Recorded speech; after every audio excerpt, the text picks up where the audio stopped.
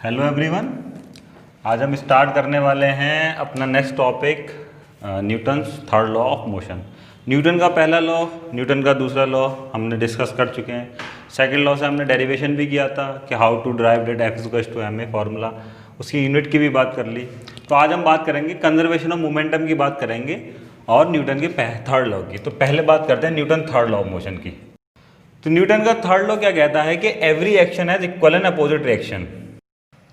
Every action has equal and opposite reaction, यानी कि अगर कोई बॉडी एक फोर्स लग रही है तो उसके ऊपर एक इक्वल एंड अपोजिट डायरेक्शन में फोर्स लगेगी। मतलब क्या हुआ कि जैसे एक बॉडी है, ए और बी दो बॉडी हैं, ठीक है। अगर इनके बीच में इंटरेक्शन होता है तो होगा क्या कि जो अगर force on A due to B, अगर ए के ऊपर फोर्स बी की वजह से लग रही है तो वो इक्वल होगी बी के ऊपर फोर्स ए की वजह से और अपोजिट डायरेक्शन में होगी। तो ये चीज़ कहलाती है Newton third law of motion कि every action has equal and opposite reaction. तो ये आपका सिंपल हो गया न्यूटन का थर्ड लॉ। तो हम कंजर्वेशन ऑफ मोमेंटम की बात करेंगे और उसकी डेरिवेशन की बात करेंगे। तो कंजर्वेशन ऑफ मोमेंटम की अगर मैं बात करूँ, कंजर्वेशन ऑफ मोमेंटम कहता है आपका कि सिस्टम का जो टोटल मोमेंटम है वो कंजर्व रहेगा, यानी कि सेम रहेगा। यानी कि अगर कोई इवेंट हुआ, इवेंट से पहले की जो कंडीशंस थी और इवेंट के बाद की जो कंडीशन थी वो इक्वल होंगी। तो आप इसको हम स्टेटमेंट में लिख सकते हैं कि टोटल मोमेंटम किसी भी सिस्टम का वो कंजर्व रहेगा अगर उसके ऊपर कोई एक्सटर्नल फोर्स नहीं लग रही है, ठीक है। जैसे एग्जांपल के तौर पे ले लें कि एक बॉडी है, ए बॉडी ले लिया, ठीक है, जिसका मास है आपका m1 और दूसरी बॉडी है वो है बी बॉडी है जिसका मास है m2। तो जो ए बॉडी जो है वो u1 वेलोसिटी से मूव कर रही है, सिमिलरली जो बी बॉडी है वो u2 वेलोसिटी से मूव कर रही है। यहाँ पर जो है u1 जो है वो ज़्यादा है u2 से, और ये जो कंडीशन है ये कोलिजन से पहले की है, तो बिफोर कोलिजन हम ले लेते हैं। सिमिलरली अब यहाँ पर कोलिजन हुआ, दोनों बॉल जो है, दोनों जो है ऑब्जेक्ट कोलाइड किए, ये मास m1 ये मास m2, ठीक है। यहाँ पर कोलिजन हुआ आपका।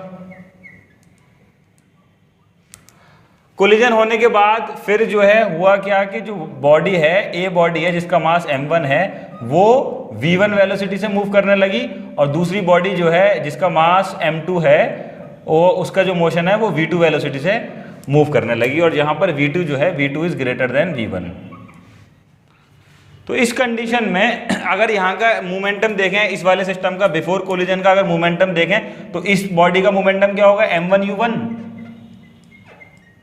और इसका क्या होगा m2 u2।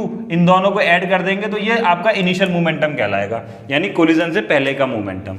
सिमिलरली अगर मैं इसकी बात करूं, मोमेंटम बाद का मोमेंटम क्या हो कोलिजन के बाद, तो इस वाले ऑब्जेक्ट का देखें तो यहाँ पर क्या आएगा m1 v1। भाई मोमेंटम क्या होता है, linear momentum, mass into velocity. तो m1 v1 plus m2 v2, ये आपका हो गया फाइनल मोमेंटम। तो कंजर्वेशन ऑफ मोमेंटम ये कहता है कि इनिशियल मोमेंटम और फाइनल मोमेंटम जो है वो सेम रहेंगे आपके। अगर मैं इस चीज को लिखूं कि initial momentum is equals to final momentum, ये कंजर्वेशन ऑफ मोमेंटम कहता है आपका। इनिशियल मोमेंटम क्या है आपका, m1 u1 plus m2 u2 is equals to m1 v1 plus m2 v2। तो ये आपकी जो है बात हो गई कि ये ऐसा होगा, अगर मोमेंटम कंजर्व है तो ऐसा होगा, ठीक है।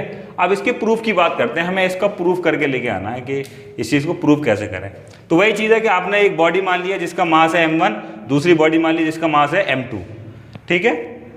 और ऐसे ही माना ये दो बिफोर कोलिजन की कंडीशन हो गई, और दूसरा जो है ये आफ्टर कोलिजन की कंडीशन हो गई, जहाँ पर जो मास m1 की वेलोसिटी है वो v1 वेलोसिटी से मूव कर रही है, और मास m2 की जो बॉडी है वो v2 वेलोसिटी से मूव कर रही है।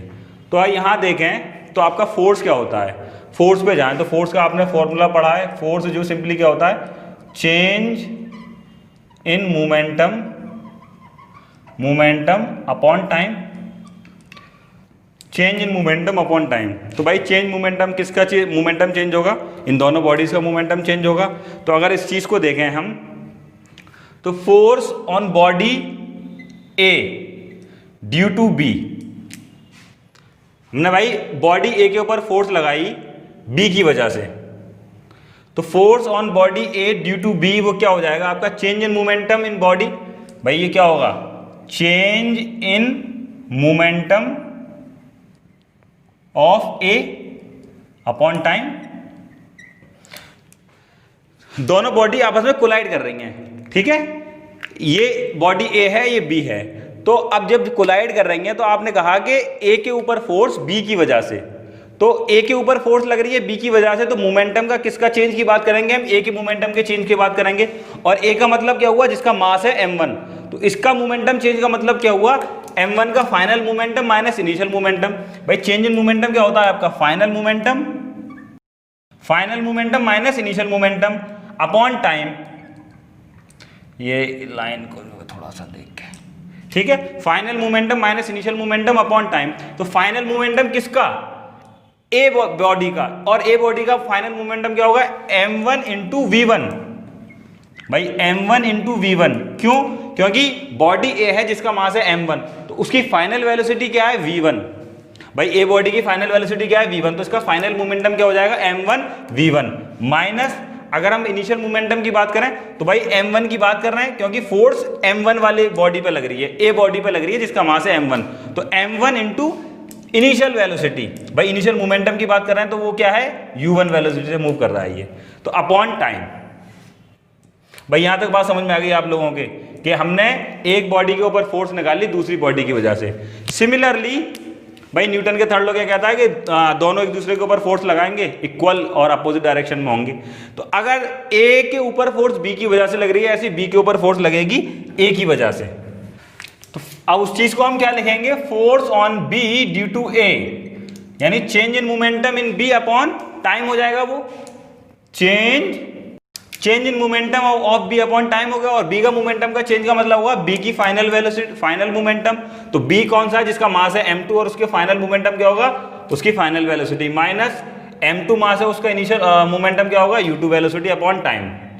ठीक है, ये आ गई तो हमारे पास FBA, यानी force on A due to B आ गई, force on B due to A आ गई। और फ्रॉम न्यूटन्स थर्ड लॉ क्या हो जाएगा, FAB is equals to FBA but they are in opposite direction, तो ये माइनस का साइन आ जाएगा। यहां तक बात क्लियर हो गई आपके कि FBA और FAB कैसे निकल के आया, और ये हमने निकाल लिया। अब आप इसको जो है पुट करें, दोनों की वैल्यू पुट करो, आंसर आपके पास आ जाएगा, यानी रिजल्ट देखें आप क्या निकल के आएगा। तो FAB आपका क्या निकल के आया है, m1 v1 minus m1 u1 upon t is equals to minus आएगा क्या, FBA, तो वो क्या निकल के आया है, m2 v2 minus m2 u2 upon time. Time से टाइम ये कैंसिल हो जाएगा यहाँ पर, ठीक है, टाइम दोनों में सेम लग रहा है। तो उस कंडीशन में यहाँ पर देखें तो m1 v1 minus m1 u1 is equals to minus m2 v2, इस माइनस साइन को जब ब्रैकेट के अंदर ले जाएंगे तो प्लस m2 u2। आप u वालों को एक तरफ अरेंज कर लें और v वालों को एक तरफ कर लें, तो आप फाइनली देखेंगे कि m1 u1 plus m2 u2 is equals to m1 v1 plus m2 v2। ये आपने जो है कैलकुलेट कर लिया। तो यहाँ से देखिए यही चीज़ हमें निकालनी थी, ये इनिशियल मोमेंटम हो गया आपका बॉडी का, ये फाइनल मोमेंटम हो गया आपका बॉडी का, ये इस चीज़ का हो गया प्रूफ। तो यही हमें प्रूफ करना था, कंजर्वेशन ऑफ मोमेंटम की बात कर ली।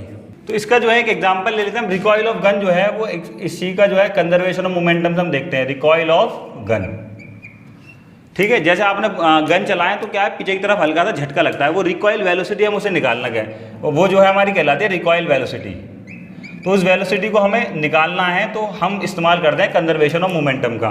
तो कंजर्वेशन ऑफ मोमेंटम जैसे आप देखें कि एक गन है जिसका मास है कैपिटल M हमने मान लिया, ठीक है, और जो बुलेट है उसके अंदर उसका मास है स्मॉल m। तो आप लैंग्वेज में लिख लेना है, consider a gun of mass m and a bullet of mass small m। तो जो बुलेट है इनिशियली क्या होंगे, दोनों रेस्ट पे होंगे। भाई जब आपने जो है गन नहीं चलाई है तो वो दोनों रेस्ट पे होंगे, जब दोनों रेस्ट पे होंगे तो उसका आपका जो मोमेंटम है वो क्या होगा, जीरो होगा। तो इनिशियल मोमेंटम उस कंडीशन में क्या हो जाएगा आपका, जीरो। अब आपने गन को चलाया, गन चलाने के बाद क्या है, सपोज दैट जो बुलेट है वो v वेलोसिटी से मूव की, जो बुलेट है स्मॉल m मास की, वो उसकी जो वेलोसिटी थी वो थी v, और जो गन है उसने रिकॉइल किया कैपिटल V वेलोसिटी है जो गन है।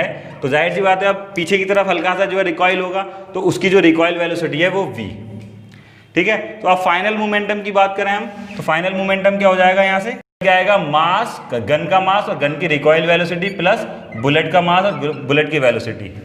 तो इन दोनों को इक्वेट करेंगे कि initial momentum is equals to must be equals to final momentum according to conservation of momentum. तो ये क्या हो जाएगा, 0 is equals to M V plus M we.